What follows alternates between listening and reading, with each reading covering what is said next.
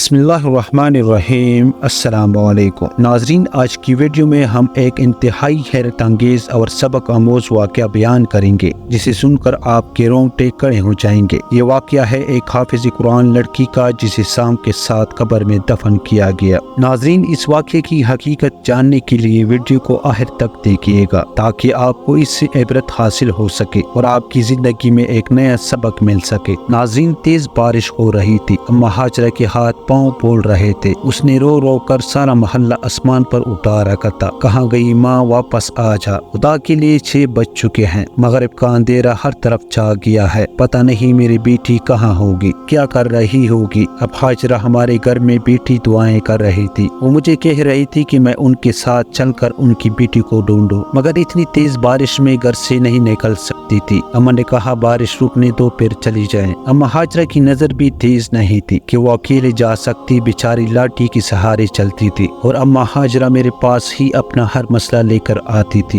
6:30 بجے کا ٹائم ہو چکا تھا کہ بارش رک گئی۔ میں نے گھر سے بڑی ٹارچ لی اور اما ہاجرہ کو ساتھ لے کر گھر سے نکل پڑی۔ اتنے میں دروازہ کھلنے کی آواز آئی۔ پڑوس والے صادق چاچا مسجد جا رہے تھے۔ ہم دونوں صورتوں کو یوں اندھیرے میں گھر سے نکلنا دیکھ کر پریشان ہو گئے اور پوچھنے لگے تم لوگ اس وقت کہاں جا رہے ہو؟ اما ہاجرہ روتی ہوئی بولی بیٹا کیا بتاؤں، میری بیٹی آج مدرسے سے واپس نہیں آئی، میں اس کے لیے سخت پریشان ہوں، میں اس کی مدرسے اکیلی جا بھی نہیں سکتی، اس بیٹی کو لے کر مدرسے والوں کے پاس جا رہی ہوں، دعا کرو میری بیٹی مل جائے۔ اما ہاجرہ رو رہی تھی۔ چچا صادق نے جب یہ سب کچھ دیکھا تو وہ بھی ہمارے ساتھ چلنے کو تیار ہو گئے۔ میں نے خدا کا شکر ادا کیا، اندھیرے میں تو مجھے بھی ڈر لگ رہا تھا۔ چچا صادق بھی ہمارے ساتھ ہو گئے۔ تھوڑی ہی دیر کے بعد ہم سڑک پر تھے۔ سڑک کے آس پاس لمبی لمبی گھاس اگی ہوئی تھی۔ موسم بہت سہانا تھا مگر ہمارے سر پر اس خوشگوار موسم کا کوئی اثر نہیں تھا کیونکہ ہم دونوں کو بلکہ ہم تینوں کو ماں کی فکر کھائی جا رہی تھی کہ تب ہی کانوں میں ہلکی ہلکی چیخ کی آواز پڑی۔ لگ رہا تھا کہ کوئی دھیرے دھیرے رو رہا ہے۔ اما ہاجرہ کی نظر تو بہت کمزور تھی مگر کان سے بہت تیز تھی۔ کہنے لگی مجھے اپنی بیٹی کے رونے کی آواز آ رہی ہے، یہیں رک جاؤ اور روشنی ادھر ادھر ڈالو، دیکھو میری بیٹی یہاں پر بیٹی رو رہی ہے۔ اما ہاجرہ کی بات صحیح تھی، ہم لوگ رک گئے۔ میں نے ٹارچ کی روشنی جب گھاس پر ڈالی تو میرے قدموں تلے سے زمین ہی کھنچ گئی۔ کیا دیکھتی ہوں کہ سامنے محاذ زخمی پڑی ہے، اس کے چہرے سے خون بہہ رہا تھا اور حالت بھی کچھ نامناسب سی تھی۔ اسے دیکھ کر میری بھی چیخیں نکل گئیں۔ میں نے اسے جس حالت میں دیکھا تھا وہ بہت دردناک اور دل دہلا دینے والی حالت تھی۔ وہ زمین پر یوں پڑی تھی جیسی کوئی جانور کا بچہ ہوتا ہے۔ یہ دیکھنا تھا کہ اما ہاجرہ نے چیخنا چلانا شروع کر دیا۔ ہائے کس نے میری بچی کی یہ حالت کر دی، میں کہاں جاؤں گی اپنی جوان بیٹی کو لے کر، کس سے حساب مانگوں گی، سچ بتا میری بیٹی کس نے یہ سب کچھ کیا ہے؟ اما ہاجرہ اپنی بیٹی کو جھنجھوڑتے ہوئے بولی اما کچھ بھی تو نہیں ہوا، تمہاری بیٹی کو ہو سکتا ہے کسی نے گاڑی سے ٹکر مار دی ہو، تمہاری بیٹی کو نہیں، میں یہ نہیں مان سکتی۔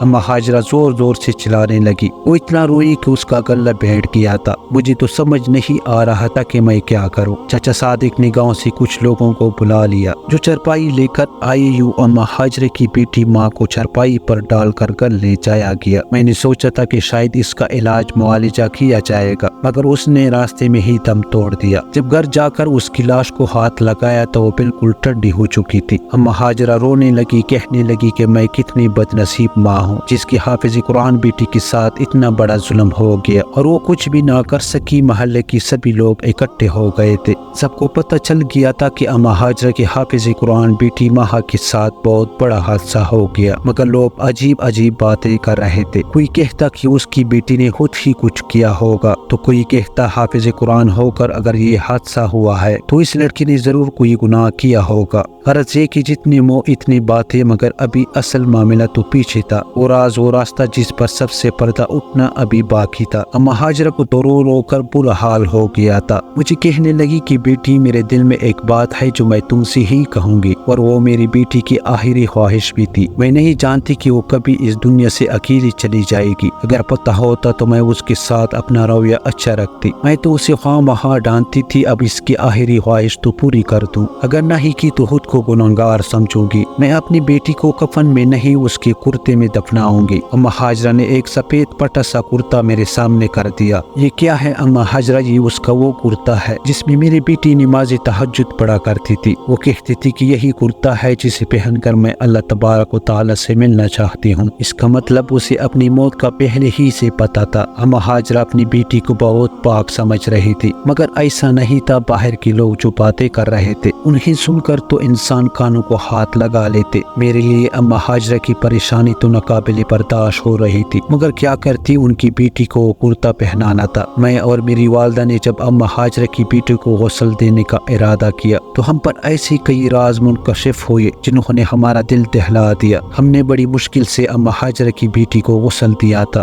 حالانکہ وہ حافظ قرآن تھی، مگر اس کی میت کے ساتھ ہی معاملات ہونا ہماری سمجھ سے باہر تھا۔ میں تو سوچ بھی نہیں سکتی تھی کہ کبھی کسی حافظ قرآن اور نماز اور تہجد کی پابند لڑکی کی میت کے ساتھ ایسا بھی ہو سکتا ہے۔ میرے ذہن میں خوف نے ڈیرے ڈال دیے تھے۔ میں سوچنے لگی تھی کہ کیا مجھے قرآن حفظ کرنے سے باز رہنا چاہیے، کیونکہ جو انسان قرآن حفظ کرنے کے بعد بھی اپنی غلطیوں سے باز نہ آئے تو اس کے ساتھ اللہ تبارک و تعالی جو معاملات کرتا ہے وہ میں نے اپنی آنکھوں کے سامنے دیکھ لیا۔ مگر میں اما ہاجرہ کا دل نہیں دکھانا چاہتی تھی کہ اس کی بیٹی کے بارے میں ایسی شرمناک حقیقت پتہ چلے کہ اس کا اپنا بھی دل پریشان ہو جائے۔ اس لیے میں چپ رہی تھی، مگر لوگ کہاں چپ رہنے والے تھے۔ لوگوں کے تو منہ میں زبانیں ہوتی ہیں، اور تیر جیسی زبانیں۔ محلے کی ایک عورت نے لاش کو دیکھ کر ایک عجیب بات کہی تھی۔ اما ہاجرہ کو روتی دیکھ کر اس نے جو فکرہ کہا تھا وہ عزت نفس کو مجروح کرنے والا تھا۔ بولی کہ اما ہاجرہ، تم نے تو اپنی بیٹی کی پسائی کی صفائیاں دی تھی، لیکن اگر تمہیں اتنی ہی پارچہ لگتی ہے تو تم اس کی لاش کا پوسٹ مارٹم کیوں نہیں کروا لی تھی؟ تمہیں صاف سمجھ آئے گی کہ تمہاری بیٹی کے ساتھ کیا ہوا ہے۔ کسی گاڑی نے ٹکر ماری ہے یا پھر اما ہاجرہ نے اس کی منہ سے ہی بات کھینچ لی اور اس کے چہرے پر زوردار تماچا دے مارا۔ خبردار جو تم نے میری بیٹی مرحوم کے بارے میں بکواس کی۔ میری بیٹی پاک اور صاف تھی، اس کا کردار شیشے کی طرح شفاف تھا۔ تمہیں شرم نہیں آتی ایسی بکواس کرتے ہوئے؟ اما ہاجرہ کی بات سن کر میں سن کر رہ گئی تھی۔ میں اسے کیا بتاتی کہ میں نے تمہاری بیٹی کی میت میں کیا دیکھا ہے؟ اما ہاجرہ کا غرور اور مان میں توڑنا نہیں چاہتی تھی۔ اسے اپنی بیٹی پر بھروسہ تھا، میں چاہتی تھی کہ اس کا یہ بھروسہ قائم رہے۔ پوسٹ مارٹم کی بات نے اما ہاجرہ کو پریشان کر دیا تھا۔ بیٹی کا جنازہ گھر سے اٹھنے کے بعد گھر میں عجیب سی بدشاہت اٹھ رہی تھی۔ میں اما ہاجرہ کے پاس آ کر بیٹی تو وہ پھر سے پوٹ پوٹ کر رونے لگی۔ دیکھا تھا تم نے اس سکینہ نے کیا بات کی کہ میری بیٹی کا پوسٹ مارٹم ہونا چاہیے؟ ارے ایسا کیا کر دیا میری بیٹی نے؟ لیکن بیٹا آج کل زمانہ بھی تو خراب ہے۔ میرا دل بہت بری طرح چلنی ہو چکا تھا۔ کیا تمہیں بھی لگتا ہے کہ میری بیٹی کے ساتھ کوئی ایسا ویسا حادثہ ہوا ہے؟ نہیں اما، تم خواہ مخواہ شک مت کرو، اپنی بیٹی کے بارے میں اچھا سوچو، اس کی مغفرت کی دعا کرو۔ میں نے جھوٹے دل سے اما ہاجرہ کو تسلی تو دی تھی، مگر میں جانتی تھی کہ حقیقت کیا ہے۔ پھر مجھے کیا پتا تھا کہ یہ راز کبھی بھی چھپ نہیں سکتا، کیونکہ جب اما ہاجرہ کی بیٹی کو قبر کے اندر دفنانے لگے تو جو بھی قبر کھودتے اس کے اندر سانپ نکل آتے۔ لوگوں نے جیسے تیسے کر کے اما ہاجرہ کی بیٹی کو اسی قبر کے اندر ہی دفنا دیا جس کے اندر سانپ تھا، اور اس کو سانپ کے ساتھ ہی دفن کر دیا۔ اور میں تو سوچ بھی نہیں سکتی تھی کہ قبر میں دفنانے کے بعد اس کے ساتھ وہ ہوگا جو آج تک کسی نے دنیا میں ہوتی ہوئی نہیں دیکھا ہوگا۔ نہیں کسی کی قبر پر ایسا کوئی منظر دیکھا گیا جو کہ اس کی قبر پر دیکھا جانے والا تھا۔ میت کو دفنانے کے بعد ہاجرہ بھی پوری طرح سے بے چین تھی۔ کہنے لگی میرا شوہر تو اس دنیا سے پہلے ہی چلا گیا، اب میری بیٹی بھی نہیں رہی، میں کس کے پاس جاؤں گی؟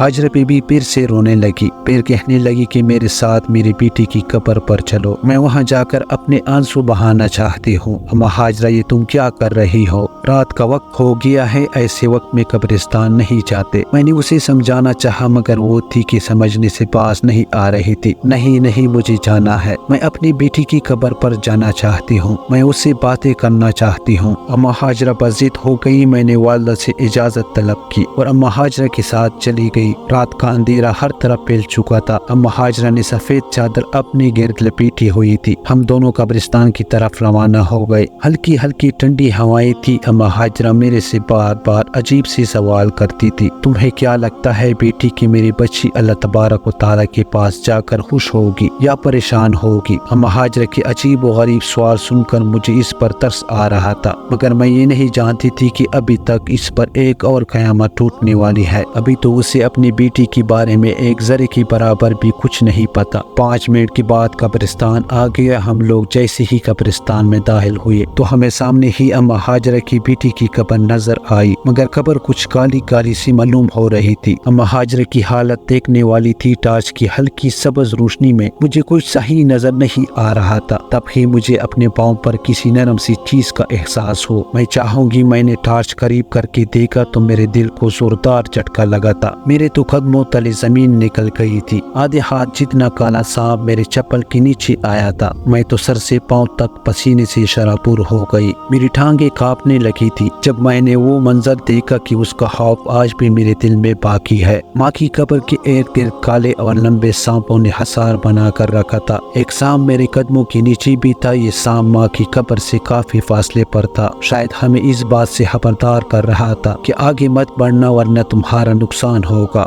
हाजरा की तो नजर कमजोर थी। वो इससे पहले कि जाकर कब्र पर बह जाती। मैंने उसे रोक लिया। अम्मा हाजरा तुम तो पागल तो नहीं हो गई? मैंने उसे असल बात से बेखबर रखते हुए कहा। तुम कहाँ जा रही हो? तुम्हारी बेटी मर गई है। उसकी कब्र पर तुम लेटोगी तो उसकी रूह को तकलीफ होगी। चलो घर चलो। नहीं नहीं ये जुल्म मत करो, मेरे कलेजे को ठंडा पड़ने दो। अम्मा हाजरा कब्र की करीब ही बैठ गई और जोर जोर से बयान करने लगी। मैं नहीं चाहती थी कि उसे उन सांपों के बारे में पता चले। इसी रात को ठीक से नजर नहीं आ रहा था। मैं चाहती थी कि उसकी ये खुशफहमी कायम रहे, मगर मेरा अपना दिल बुरी तरह से धड़क रहा था और मैं अम्मा के दिल को ठेस नहीं पहुंचाना चाहती थी। इसलिए मैं बड़ी मुश्किलों से अम्मा हाजरा को वहां से वापस ले आई, मगर कौन किसी को रोक सकता है। अगले ही दिन असर के वक्त अम्मा हाजरा रोती हुई अपनी बेटी की कब्र पर पहुंच गई थी। इस बार मैं भी उसके पीछे गई क्योंकि अब मेरे जहन में और मेरे दिल में अम्मा हाजरा की हमदर्दी के अलावा उस कब्र का तजस्सुस भी था। मैं जानना चाहती थी कि रात को जो कुछ मैंने देखा कहीं वो ख्वाब या कोई गुमान तो नहीं था, क्योंकि बाज औकात कब्र के खौफ को लेकर इंसान का वहम इस कदर पड़ जाता है कि उसे एक आम कब्र भी खौफनाक नजर आने लग जाती है। असर का वक्त था। धूप खुली खुली सी थी। रोशनी तेज थी। इतने वाज़ेह और साफ रोशनी थी कि अम्मा हाजरा भी सब कुछ साफ साफ देख सकती थी। कब्रिस्तान में दाखिल होती ही मेरे नजर माँ की कब्र पर पड़ी और अम्मा हाजरा ने भी उसी वक्त कब्र का नजारा कर लिया और फिर दाढ़े मार मार कर रोने लगी और कहने लगी कि कब्र के बाहर ये हाल है तो अंदर क्या होगा। मैंने भी देखा तो कब्र में और ज्यादा काले सांप थे। कब्र के ऊपर इतने ज्यादा सांप थे कि कब्र काली हो गई थी और अंदर की मिट्टी नजर नहीं आ रही थी। मैंने ये नहीं सोचा था कि अभी उसके आगे जो होने जा रहा है वो मुझे फिर से अल्लाह तबारक व तआला के करीब कर देगा। मगर सवाल तो ये था कि एक हाफिज कुरान लड़की से ऐसा क्या गुनाह सरजद हुआ कि वो इस दुनिया में इसी तरह जलील व रुस्वा होकर अल्लाह तबारक व तआला के पास गई और फिर उसकी कब्र का भी पर्दा न रहा। उसके ऊपर भी सांप आकर इस कदर जमा हो गए कि किसी में हिम्मत नहीं हो रही थी कि उसकी कब्र के करीब भी जाए। मेरे लिए सब कुछ देखना मुश्किल था, मगर हम हाजरा तो माती लोगों की तरह बातें करने की बजाय वो अपनी बेटी के बारे में परेशान हो गई। कहने लगी मैं मुफ्ती साहब के पास जाऊंगी,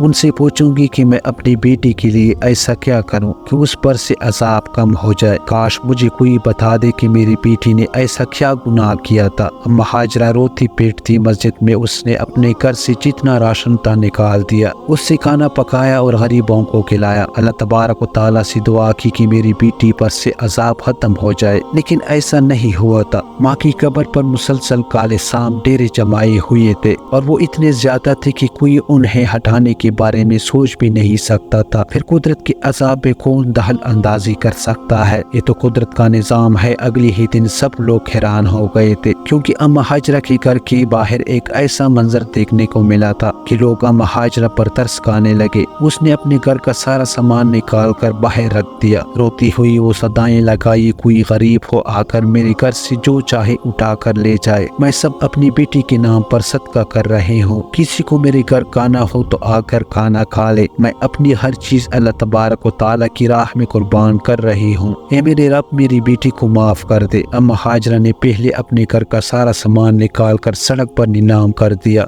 किसी को कोई चीज सस्ते दामों में दे दी तो कई बेवाओं को मुफ्त में दे दी। अम्मा हाजरा अपना सर पीटती और कहती कि मुझे इस दुनिया से कुछ नहीं چاہیے، اپنی بیٹی کی آخرت بچانا چاہتی ہوں۔ اما ہاجرہ کی گھر کا سارا سامان ایک ہفتے میں غریب غربا اٹھا کر لے گئے تھے۔ ظاہر ہے لوگوں کی اپنی اپنی ضرورتیں ہوتی ہیں۔ اما ہاجرہ نے سوچا تھا کہ اتنا بڑا صدقہ اور قربانی کرنے کے بعد اس کی بیٹی کی قبر سے عذاب ہٹ جائے گا، مگر ایسا نہیں ہوا۔ اما ہاجرہ ہر روز جا کر اپنی بیٹی کی قبر دیکھتی، وہاں پر سام جمع رہتے۔ یہ دیکھ کر ہاجرہ سوچنے لگی کہ آخر اس کی بیٹی سے کون سا اتنا بڑا گناہ ہو گیا ہے جس کی وجہ سے اتنا سخت عذاب ہو رہا ہے۔ اما ہاجرہ کے لیے سب کچھ کرنا بہت مشکل تھا۔ اب تو وہ اپنے گھر میں بیٹی بس ہری نمک کے ساتھ روٹی کھاتی تھی۔ لوگوں کو اس پر ترس تو آتا مگر اسے خود پر ترس نہیں آتا تھا۔ ایک دن اما ہاجرہ نے اپنا زیور بھی بیچ دیا جو کہ اس کا سب سے قیمتی اور سب سے آخری اثاثہ تھا۔ زیور بیچ کر اس نے جیسی خود کو اللہ تبارک و تعالی کے آگے سونپ دیا تھا، اب تو اس کے پاس کچھ بھی نہیں بچا تھا۔ وہ سڑک پر آ گئی تھی بالکل، مگر اس کے باوجود بھی آپ کو یہ جان کر حیرانگی ہوگی کہ ماں کی قبر سے نہ ہی سام ہٹے اور نہ ہی اما ہاجرہ کو سکون آئی۔ اما ہاجرہ تنگ ہو کر نماز کے لیے بیٹھ گئی۔ مصلی پر بیٹی نہ کھاتی نہ پیتی، بس اللہ تبارک و تعالی کے سامنے روتی رہتی، اور صبح و شام جو بھی گزرتا اسے آواز دے کر کہتی میری بیٹی کے لیے دعا کرو، اس کا عذاب کم ہو جائے۔ اما ہاجرہ تو سو کر کانٹا ہو گئی تھی، مگر اسے اپنی بیٹی کا گناہ سمجھ نہیں آ رہا کہ تب ہی ایک دن ایک لڑکی میرے پاس آئی۔ اس نے مجھ سے کہا کہ ماں نامی لڑکی سے ملنا چاہتی ہے۔ میں نے اسے ساری بات بتا دی تو اس کے چہرے کا رنگ اٹھ گیا، کہنے لگی مجھے فوراً ماں کے پاس لے جاؤ۔ میں اسے لے کر فوراً اما ہاجرہ کے پاس آئی تو اس نے اما سے کہا کہ میں تمہیں تمہاری بیٹی کی ساری حقیقت بھی بتاؤں گی، لیکن سب سے پہلے تم مجھے اس کے کمرے میں لے چلو۔ اما ہاجرہ تو اس اندھی کی مانند تھی جس کے لیے دنیا کی سب سے بڑی نعمت بس دو آنکھیں ہی ہوتی ہیں۔ وہ اسے فوراً اپنے بیٹی کے کمرے میں لے گئے۔ ماں کے کمرے میں جاتے ہی اس لڑکی نے اس کا کمرہ الٹ پلٹ کر دیا، کچھ نہ ملا تو اس کا بستر الٹ دیا۔ نیچے رکھے موبائل فون نے اما ہاجرہ کو بھی حیران کر دیا تھا۔ یہ تو ایک اسمارٹ فون تھا۔ لڑکی نے اسمارٹ فون لے کر کھولا تو اس کا مواد دیکھ کر ہم لوگ بھی حیران رہ گئے۔ کوئی سوچ بھی نہیں سکتا تھا کہ اما ہاجرہ کی بیٹی ایسے نکلے گی، چند پیسے کمانے کی خاطر اپنے لیے جہنم خریدنے چل پڑے گی، مگر اللہ تبارک و تعالیٰ تو 70 ماؤں سے زیادہ محبت کرنے والا ہے۔ اس لڑکی نے بتا دیا کہ مقصد خود ہی نہیں بری چیزیں دیکھتی تھی بلکہ وہ لوگوں میں بھی برائی پلاتی تھی۔ اس نے اگرچہ خود کو تو استعمال نہیں کیا مگر ادھر ادھر ایسا نزیبہ مواد دوسروں کو دکھا کر اپنے لیے قبر میں عذاب خرید لیا۔ یہ ماں کی خوش قسمتی تھی کہ اس کے موبائل پر کسی قسم کا کوڈ نہیں تھا، کیونکہ اس کی ماں کو نظر نہیں آتا تھا تو اسے کوڈ لگانے کی ضرورت محسوس نہ ہوئی، اور ماں سے چھپ کر موبائل استعمال کرتی رہی، اور اس لڑکی نے ماں کے فون سے وہ ساری چیزیں ڈیلیٹ کر دی۔ چنانچہ ماں کی قبر سے سام ہٹ کے اس کے ماں کے دل کو بھی قرار آ گیا۔ ناظرین، اب آپ سوچیں گے کہ آخر اس میں کیا مسئلہ ہے؟ یقین مانیے اگر اللہ تبارک و تعالیٰ نے وہاں پر کرم نہ کیا ہوتا تو اس لڑکی کو ماں کے گھر نہ بھیجتا۔ یہ تو ماں کے گناہوں کو معاف کروانے کا ایک بہانہ تھا۔ بس یہی وہ دن تھا جب میں نے قرآن پاک سے اپنا رشتہ پھر سے استوار کر لیا، کیونکہ سمجھ گئی تھی کہ حافظ کبھی بھی اللہ تبارک و تعالیٰ کی قہر میں نہیں آ سکتا۔ ناظرین، اسی امید کے ساتھ اجازت دیجیے، ملتے ہیں بہت جلد ایک نئی تاریخی، تحقیقی اور معلوماتی ویڈیو کے ساتھ۔ اللہ نگہبان۔